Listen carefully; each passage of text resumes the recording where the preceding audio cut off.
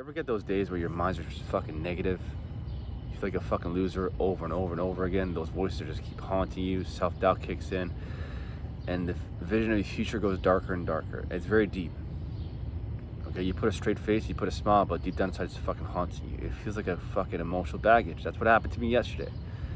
And the only thing that got me out of it was positive action. When I did something hard like a workout, I didn't want to fucking do it. I felt weaker during the workouts.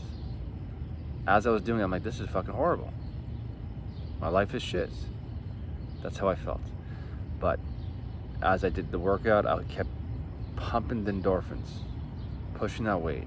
Not worried about the numbers as much, just focusing on putting a lot of hard work to ground my emotions. Eventually, over time, it took some time, I felt a lot better. I felt at least neutral, and I was able to proceed through my day with a lot more positive mental attitude. And then, as I progressed throughout the rest of the day, I said, I'm not gonna fuck this up again. I reflected. Pain plus reflection equals progress. And just here's a little tip for you. When you physically go into something that's tough and it's painful and it's controlled, but you're tapping into the discomfort from a workout, the answer to emotional pain is physical pain. I know it sounds really fucked up, but that's the solution. I don't know what it is. It just taps into the same fucking systems. I don't know the science behind it, but that's why physical work could be so therapeutic. It really grounds your emotions. And when I grounded my emotions yesterday, I went through my day, I'm like, I can't fuck this up again. I prepared like a motherfucker. I really prepared like a motherfucker to make sure my morning is just on point. And if I had to reflect back yesterday, my morning routine was just shit. I didn't prepare. So I felt disappointed. And disappointment is, I felt, you can say, somewhat sad. But I see that as an internal signal to level up. My body, my mind, my soul is telling me we're losing self-belief because you're not acting in accordance to what you're supposed to. So it was beginning to haunt me. So I eventually went straight to positive action. The workouts ground my emotions, prepared my day, and I started my morning strong. But here's the thing. When I started my morning strong, everything was on point. Except when I got to the gym. When I was punching the Pascal, which I have access to, it was about 2:40 a.m. for 20 minutes. Yes, I go to the gym that's super early, I have access to it. 20 minutes, I'm trying to get in, and I just can't get in. They either change the passcode to me or I have a brain fart. I can't figure it out. Now those voices are haunting me. I'm like, no, Sam, positive action, strong start to my morning. But when you have a strong start to your morning like that, your mind isn't as negative. But it's not a good way to start when you're trying to plan your whole fucking day. It's a curveball. It's out of my control. What am I gonna do about it? Nothing. I was getting frustrated. One thing I learned about frustration is when we get frustrated that we're not getting our way, sometimes the way I'm approaching is incorrect. So I'm like, okay, that's an internal signal that I need to change and level up. What am I doing wrong? Okay, you want to get your workout in early in the morning, start your morning strong. Well, you're fucking this up. You can't get into the door. You're going to quit your workout. You drop your ego. What is another solution? Find another way. Don't go head down. What's another way? You don't fucking stop. So I remember there's an outdoor park here right beside the gym. I used to train there when I didn't have access to the gym. When I moved to Montreal, December, January, February, cold as fuck. I just had gloves on, a winter coat. And if you know how cold it is here in Montreal or in Canada, I used to fucking do pull-ups with the gloves on, take my gloves off, my jacket off over time, and you know how it is. It's like you get warmer and warmer to the point where you don't even feel the weather. And eventually, if you ever know how it feels like to do a hard workout, you feel warm in cold weather, it feels fucking good. And those are the best workouts because you overcame something tough in a cold environment. So I was like, man, this is perfect summer weather. Why can't I just go do it outside? So I dropped my ego. It was a rough start to start, but I overcame it. I feel fucking phenomenal. Phenomenal. And I'm out here making a video a lot earlier than I usually do. I usually make my videos on Saturday or Sundays for Sundays, and I feel fucking great.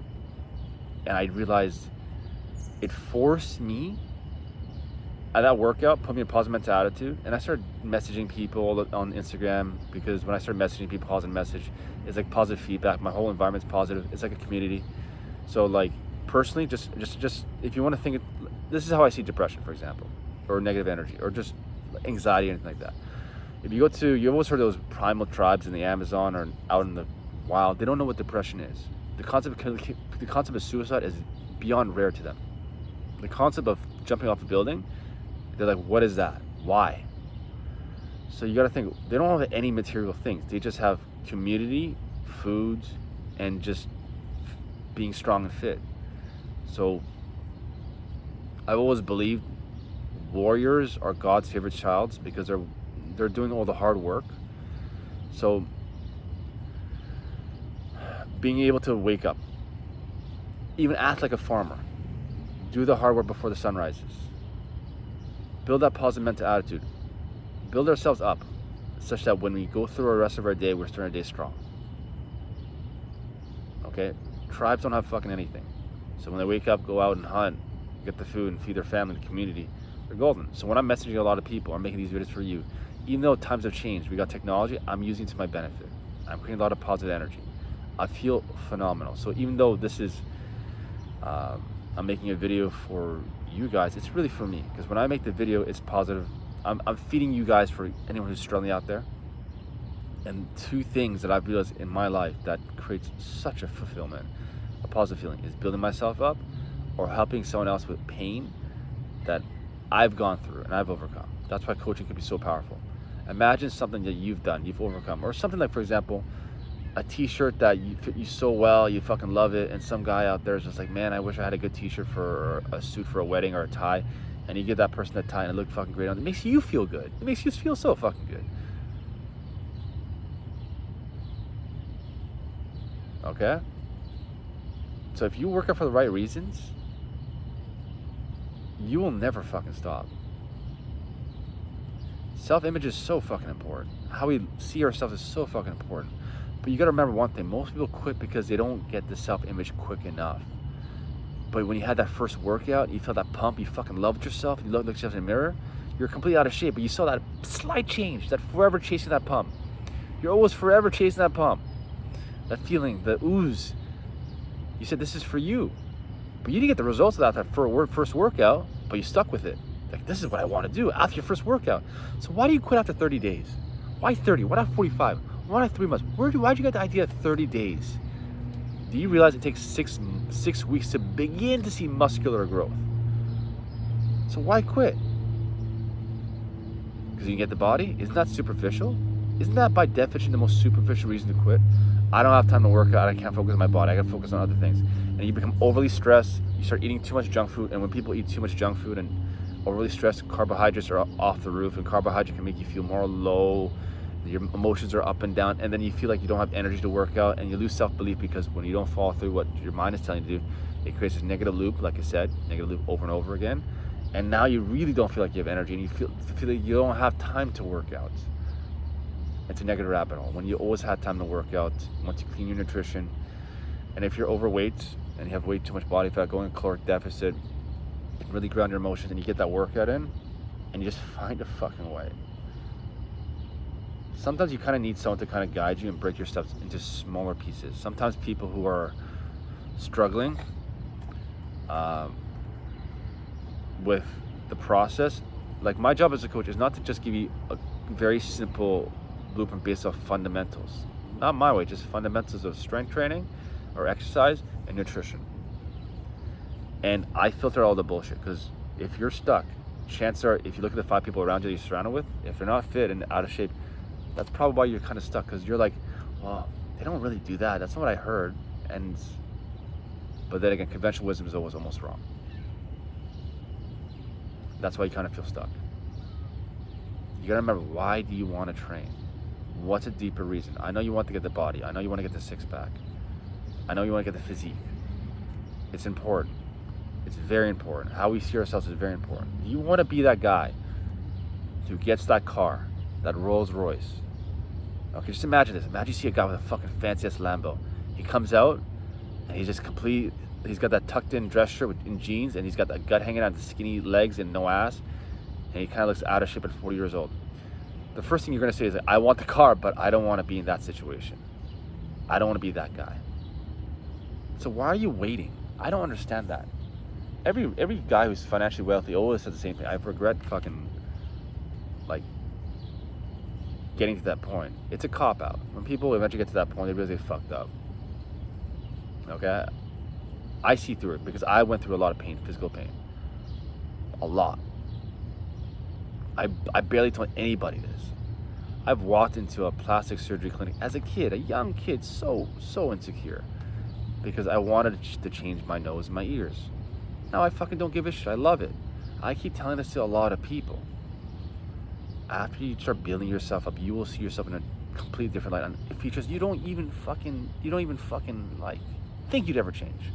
So things I thought I can't change, now I don't give a shit. I see beauty in it. It's so hard to see a guy or a girl with a physically fit body with an ugly ass face. Because the face changes, the jaw changes, all these features change. How many guys do you know go into a plastic surgery clinic to see if they can get a consultation to make adjustments? Just think about that. So I understand fucking pain. I understand self-image issues. And I look back, I'm like, fucking hell, I dodged a fucking rabbit hole. Because my mind was so fucking negative, and all I had to do was insecurities that were passed off through your family, so self-image issues, okay? I love my mom to death, but she had self-image issues growing up, and she got plastic surgery, okay? So I'm assuming it came from her. Lack of exercise, being temporarily mentally a mommy's boy versus tougher, being overly shy, being beat up, and stop not playing sports, so no community, no action, no physical activity.